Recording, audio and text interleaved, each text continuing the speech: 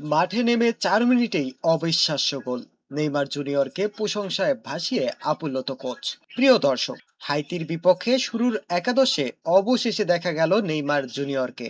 আর নিজের প্রথম ম্যাচে খেলতে নেমেই যেন আগুন ছড়ালেন এই তারকা। প্রিয় দর্শক, নেইমার জুনিয়র এদিন নাম্বার 9 হিসাবে দলে জায়গা পেয়েছে।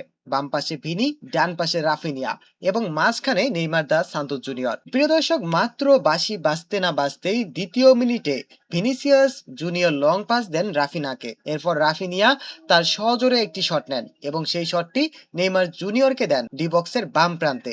এরপর ডি বক্সের বাম প্রান্ত থেকে হাইতির প্রায় 4 জন খেলোয়াড়কে ড্রিবলিংয়ে পরাস্ত করার পর নেইমার জুনিয়র একদম একদম গোলকিপারের সামনাসামনি পজিশনে চলে আসেন। এরপর তিনি ডান পায়ে একটি শট নেন, যা একদম গোল বারে জড়িয়ে যায়। আর এতে করেই মাত্র 4 মিনিটেই অবিশ্বাস্য এক গোলের দেখা পেলেন নেইমার জুনিয়র। আর নেইমার জুনিয়রের এই গোল দেখে নেইমারকে প্রশংসায় ভাসিয়ে আপ্লুত কোচ আনচেলত্তি বলেন, আমি জানতাম নেইমার পারবে, আর তাই তো আমি নিজের স্কোয়াডে একাদশে এবং 26 সদস্য দলে নেইমার জুনিয়রকে রেখেছিলাম। আমি জানতাম নেইমার ইনজুরিতে থাকুক কিংবা অসুস্থ থাকুক, তারপরেও সে তার সেরা পারফরমেন্স করবে এবং দলের জয়ে বড় ভূমিকা পালন করবে। তো প্রিয় দর্শক, ভিডিওটি ভালো লেগে থাকলে অবশ্যই লাইক করবেন এবং আপনার মতামত কমেন্টে জানাবেন।